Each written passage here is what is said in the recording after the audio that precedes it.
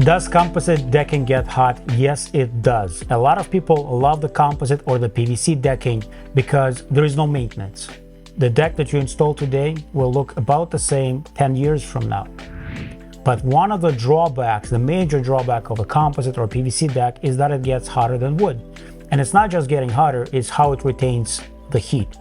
It takes a long time to transfer the heat from the board to the object that is on the deck. So for instance, if you're walking barefoot, it's not just you feel the heat on impact, but as your foot stays there, there's continual transfer of heat, which makes it very uncomfortable. So if your deck gets a lot of sunlight and you want a low maintenance deck, here's what we recommend. Go with a lighter color.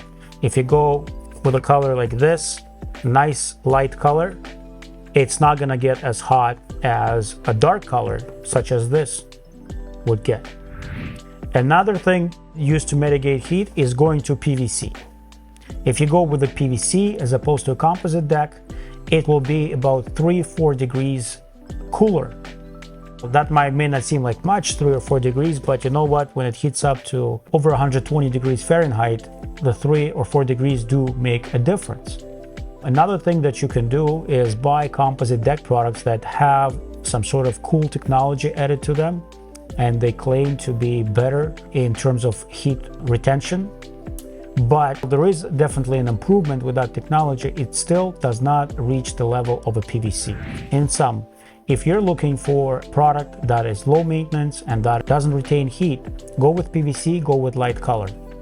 If you're budget conscious, go with a composite and a light color, because a dark color PVC board will heat up more than a light color composite board. So you have a range of options to choose from. Also look at your backyard. Is your deck partially covered? Does it get full sun? Do you like to be on your deck with your bare feet? These are all questions that we can ask and help clients determine what would be the best option for their project.